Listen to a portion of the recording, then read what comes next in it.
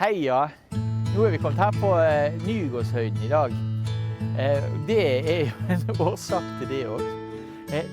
Ja, dere leser jo aviser, og dere følger jo med at det går jo ganske hett for seg I bybanedebatten. Det ingenting I forhold til hva som skjedde I gamle dager når man diskuterte vei og veiproblematikk.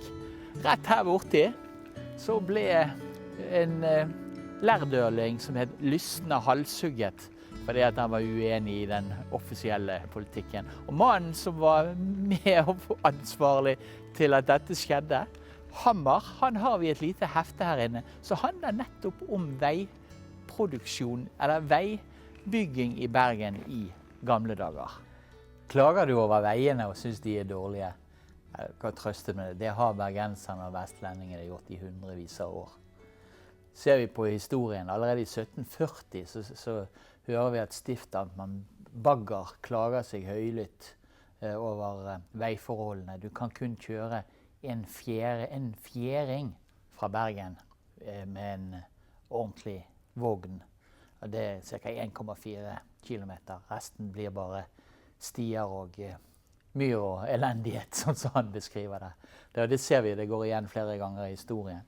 Den tyske eventyreren grev Bedmar, som besøkte Bergen I 1813, han forteller jo at broleggingen I Bergen slettere enn I noen annen betydelig stad I Norden. Så det ikke mye fint å si om det.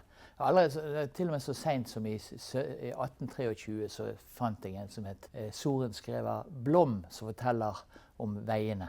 Hvor der akter bekvemmelighet høyt og frykter søen, ham det derfor at tilråde at begive seg på reiser I Bergens stift. Det han egentlig sier at skal du reise I Bergensområdet, så bør du reise med båt, og tåler ikke du båt, så bør du bare holde deg vekke. Sånn ser instruks og alminnelige regler hvorefter landeveien og broerne ut I Bergens stift skal arbeides ut.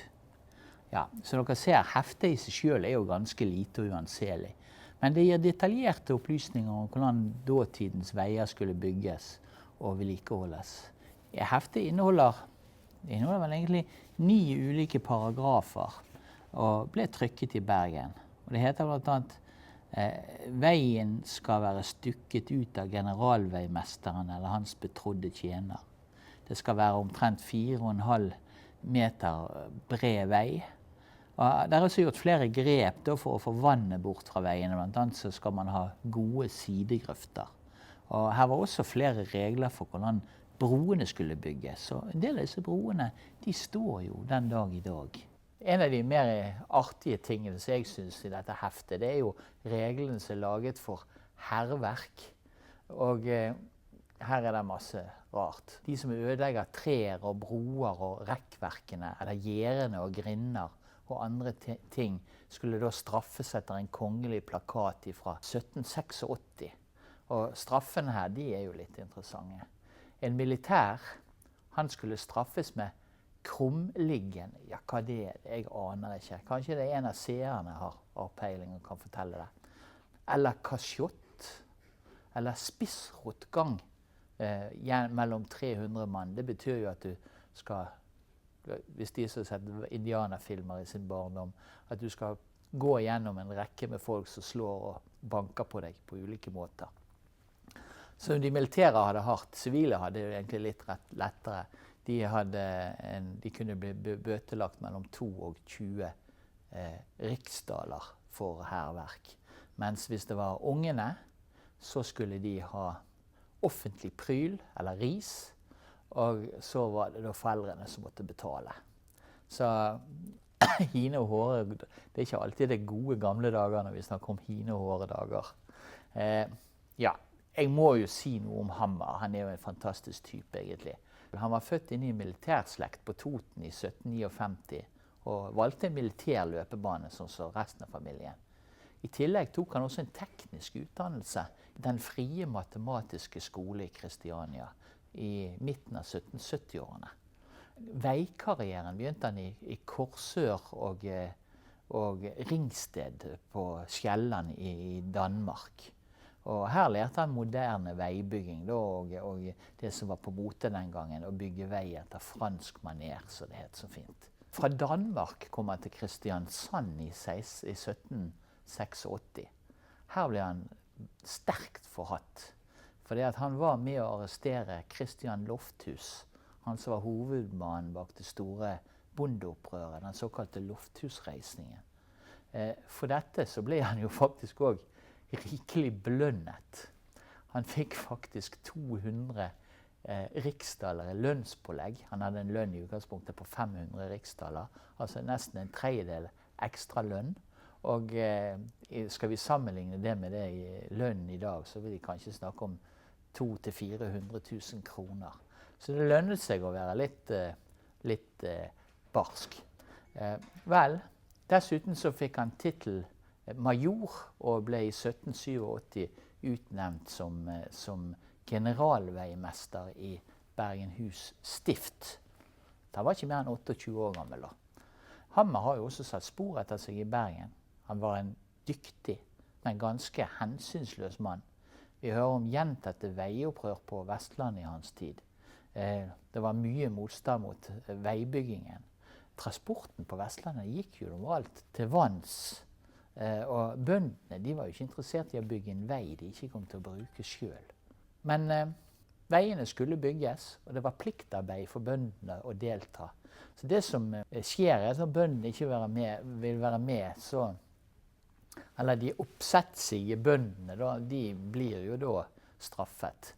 Prylt opp, så det heter så greit. Banket opp hvis de ikke vil være med. Av da Hammer og hans, hva skal vi kalle det, kumpaner. Ja. Dette skulle jo da, ja, og så ble det jo selvfølgelig som alltid skjedde, de ble også bøtelagt. Dette var jo da for å roe ned motstand og hindre opprør mot veibyggingen.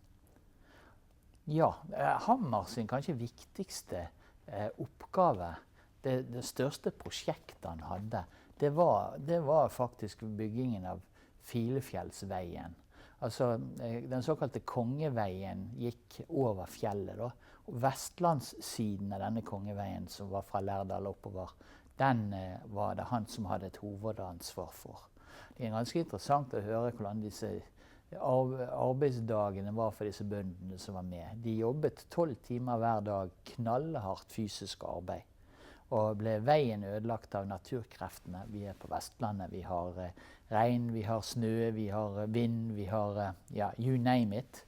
Så var det bøndene sin rolle da, eller oppgave da, å sette dette i stand igjen også. Og bøndene, de var som sagt ikke spesielt villige. Så det var, alle disse uvillige bøndene, de førte da i 1792 til en forordning som het Forordning angående veiarbeid i Bergen stift. Her ble det kort og godt slått fast at bøndene skulle delta på arbeidet. Hammer var jo egentlig i krangel med stort sett alle om denne veibyggingen. Den mest, hva skal du si, blodige konflikten var jo da med lærdølingene. Bøndene i Lærdal hadde nemlig militærfritak mot at de vedlikeholdt og bygget veier. Mot veiarbeid altså. Dette fritaket var jo da Hammer med å få fjernet i slutten av 1770-årene. Han var jo da selvfølgelig militær, så han ville jo ha folk både i det militære og i veibyggingen. Dette var jo en lang konflikt egentlig. Og det som skjer når lærdølingene da, noen tiår etterpå under Napoleonskrigen, ikke vil ha militærtjeneste, det blir masse uroligheter omkring dette her, ble jo at lederen faktisk for disse protestene, Anders Olsen Lysne, blir henrettet for oppsetsighet mot sentralmakten. Og det blir han faktisk rett utenfor her. 1. juni 1803 klokken 5 om morgenen.